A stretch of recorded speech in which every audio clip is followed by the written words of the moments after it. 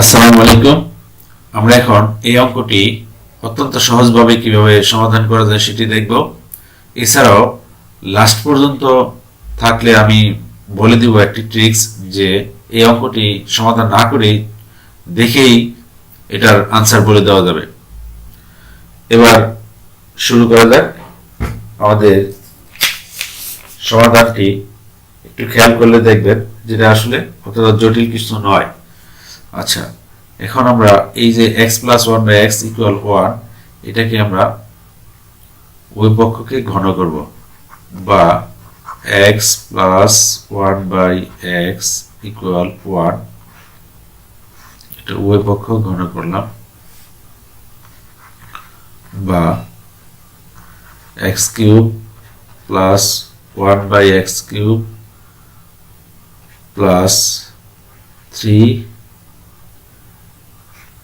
x plus one by x, এটা হবে এখানে x plus one by x থাকবে, সেটা কাটা যাবে, ইকুয়াল ওয়ান। আবার x cube plus one by x cube plus three, কারণ এইটুক ইকুয়াল টু ওয়ান প্রথমেই দেওয়া আছে, যেখানে দেওয়া আছে এইটুক ইকুয়াল টু ওয়ান, তাহলে এটা ওয়ান বসলে থ্রি ইকুয়াল ওয়ান, বা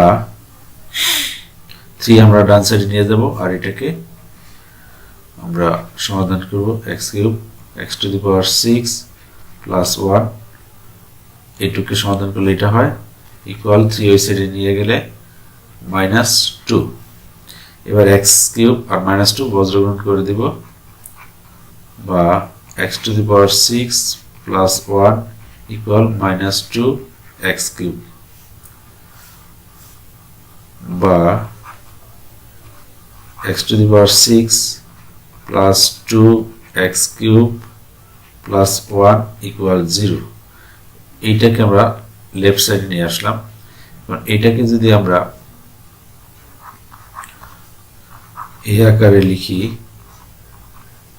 x square plus two point x cube plus one plus one square equal zero, তার মানে এটা দাঁড়াচ্ছে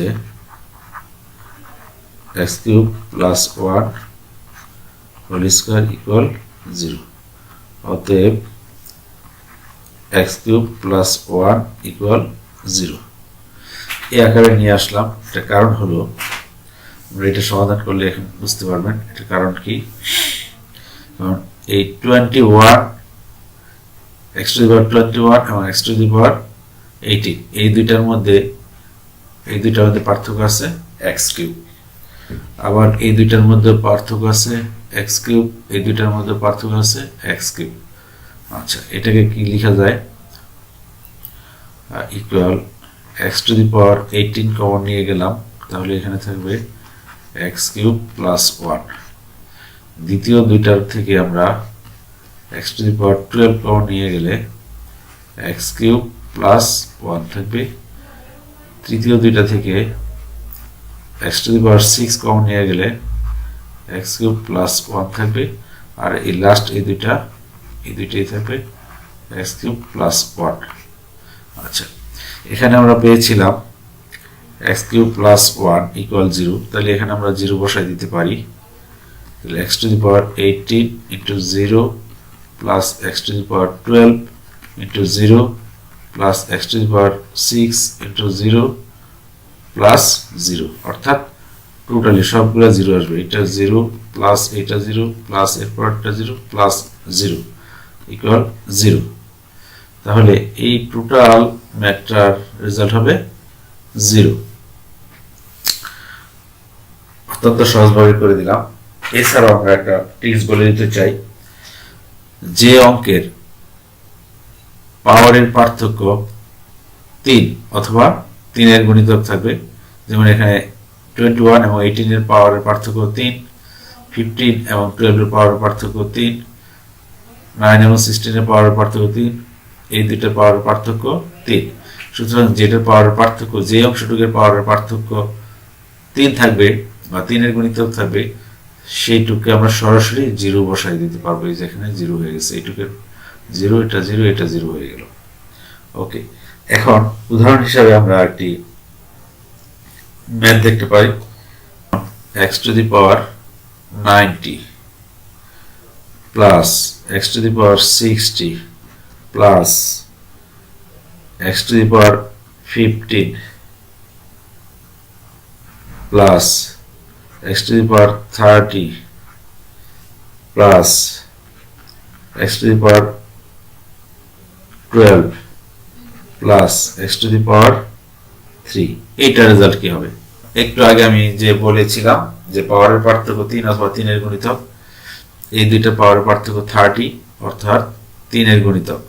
তাহলে এই দুই এর জন্য আমরা লিখতে পারি 0, এই দুইয়ের পার্থক্য 15 অর্থাৎ যেটা 3 এর গুণিতক, প্লাস 0, এই দুইটা পার্থক্য হলো 9 যেটি 3 এর গুণিতক অর্থাৎ সেখানকার মানও 0, অর্থাৎ এই পুরোটুকের মানও আমরা 0 বসিয়ে দিতে পারি কোনো মান ছাড়াই।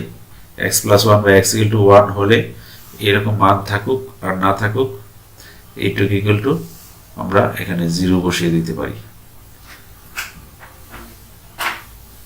বন্ধুরা, এই পর্যন্তই। এতক্ষণ সাথে থাকার জন্য ধন্যবাদ। আমার চ্যানেলটি সাবস্ক্রাইব করা না থাকলে সাবস্ক্রাইব করে নেবেন এবং বেল আইকনটি চাপবেন যেন লেটেস্ট আপডেটটা আপনারা পেতে পারেন।